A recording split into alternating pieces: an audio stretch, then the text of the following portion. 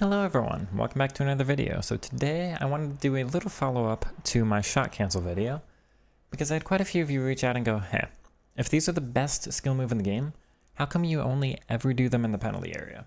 And that's actually a really good question, so I want to address that here. There's a very specific reason. There's actually two, and I want to cover both of them. One is a little bit more important, but I'm going to start with the one that's technically less important, but it's been a big feature of my game for a very long time now. And that's going to be how I segment or compartmentalize, or how I just really categorize and think of my skill moves, like which situation to do which in. So to give an example, when I'm here on the wing, you'll see me do this skill move a lot. This is the little L1 heel to heel, like side cut. I think this is very effective for just getting inside that fullback. Takes it right past them. It's quick enough where they don't really expect it. And it's a nice little change of direction. But if you're in a situation like this, where they're a little bit more aggressive in guarding their goal, is it ever really going to be fast enough to get past them in the way you need? Not really. So it's more for getting like inside or around rather than getting past. And for that reason, I categorize it pretty much exclusively on the wing out here. Even though there are some situations here that I could use it in, there's almost always another skill move I can use that's going to be better. So I kind of think of my skill moves entirely like that. My L1 heel to heels, my normal heel to heels, anything like this.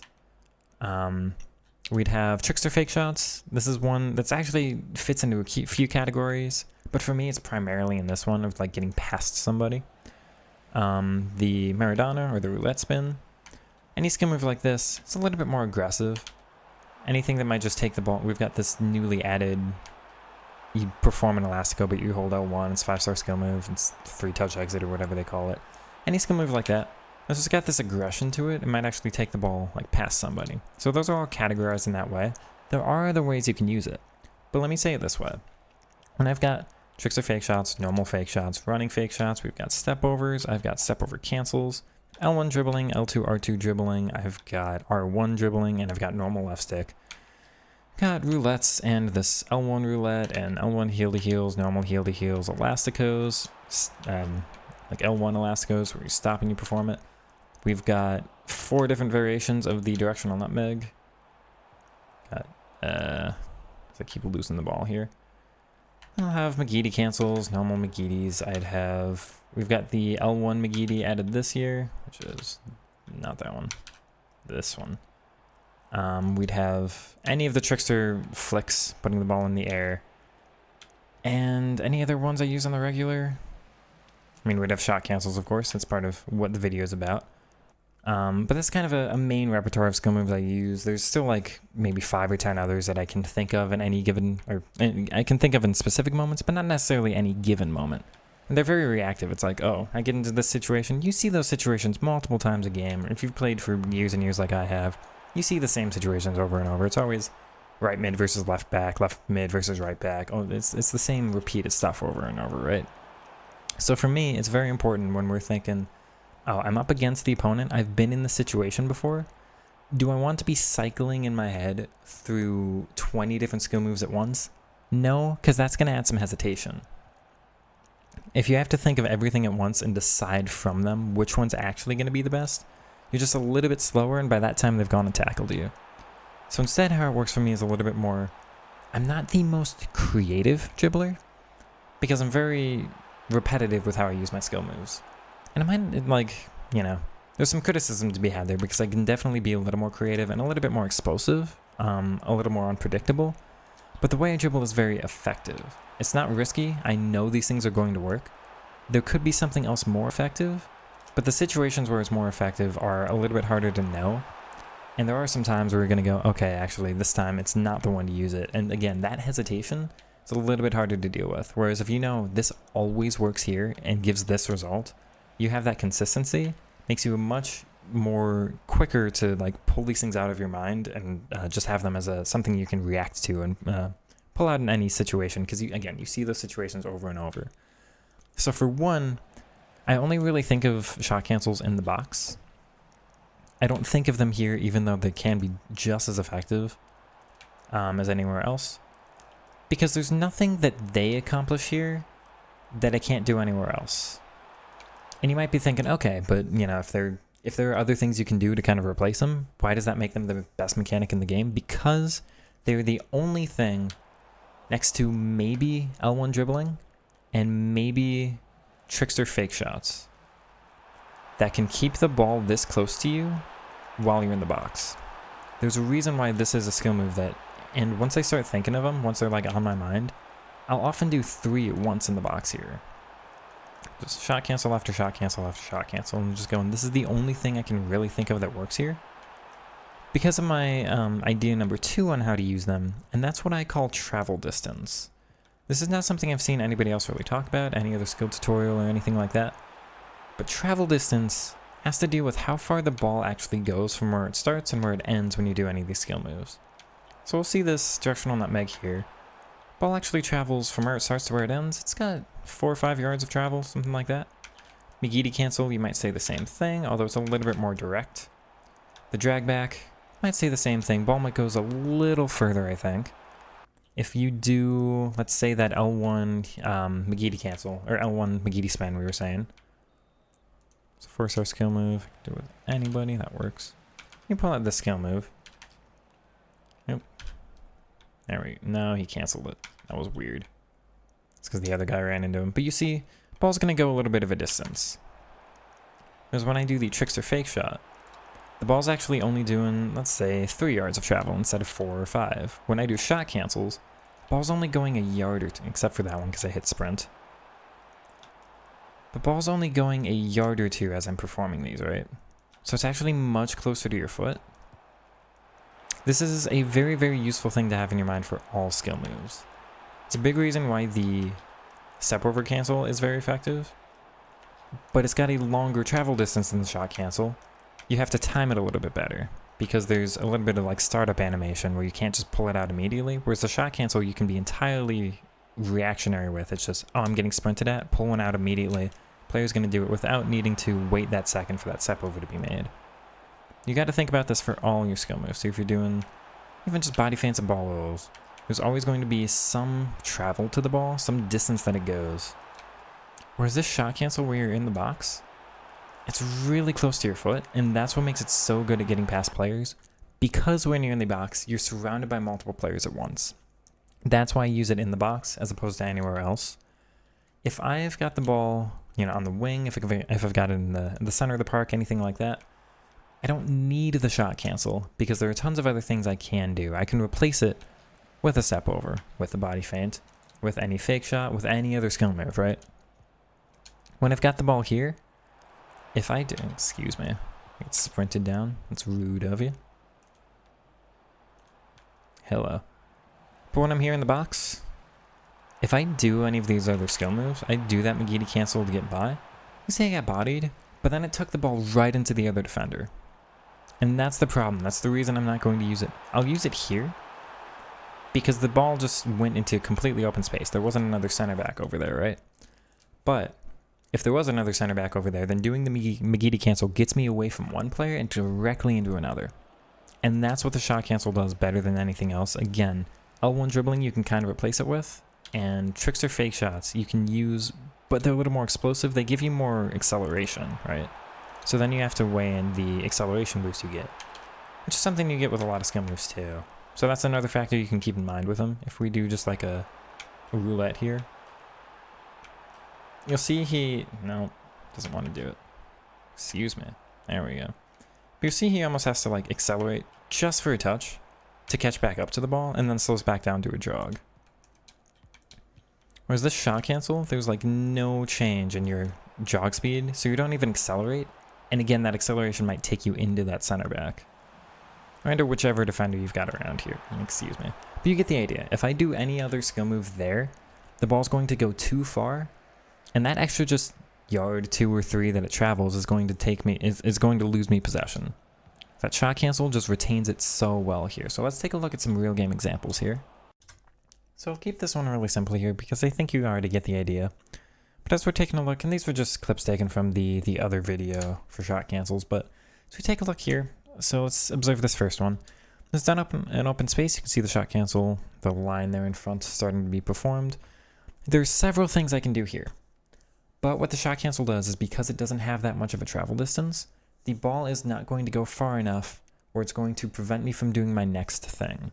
So if I do an L1 heel to heel, if I take the ball too far, anything like that, it's going to be too close to the center back, and I'm scrambling, I'm panicking, I'm having to go back away from them. Whereas doing a little skill move that's just a nice little adjustment, I know where it's going, and it's very quickly performed, is going to put me up, set me up perfectly in the next situation to do the next shot cancel we'll see here. It's going to be right there. You'll see I pull out about 4 of them. So yeah, I'm doing them in open space where there's several other things I can do, but I'm keeping the ball very, very well controlled. This one dances away from that opponent very well, but then keeps it close enough to the play. Whereas again, if I do that like McGee cancel to get away, ball might actually end up back here, and now it's an entirely different situation. As opposed to keeping doing with shot cancels, if I end up back in this area, I'm probably looking to do like a McGee, like an Elastico or something to get back into that space, maybe that trickster fake shot, something like that, just to explode into the little gap created here. But as it is, as I'm kept along this line, what happens next? Little shot cancel that gets perfectly around the defender there. This is so well performed from Dino. But this is the only skill move I can do that keeps the ball close enough to my foot, where again, it's only traveling that yard or two, and it's not going all the way up into the CDM there.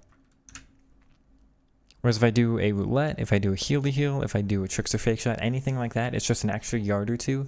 Ball is traveling right into the other midfielder. The AI will make that tackle for the opponent. So it's just that travel distance thing, where again, in the box, when you're this congested, when there's so many players around, again, I don't really perform them like one-on-one against this guy. I don't need to, because I actually want my skill moves to go a little bit further. That's where the shot cancels, yeah, they do something, but it's a little bit more like L1 dribbling or L2 R2 in those situations, because you're just kind of, you're trying to get around the one guy, but are they going to accelerate you or explode you or get you perfectly there? No, you almost want the skill moves to go a little bit further of a distance, because it's going to take you a little bit further past the opponent before they really get that reaction. Whereas here, there's nothing else I can do. That's why I think these are the best skill move. There is no replacement for how this works. Again, sometimes L1 dribbling, but even in this situation, it's not going to do what that did. Alright, so this is the last one I want to talk about here. This is actually something pretty common with me, doing specifically 3 shot cancels in the box. I don't know why 3 is such a repetitive number for me here.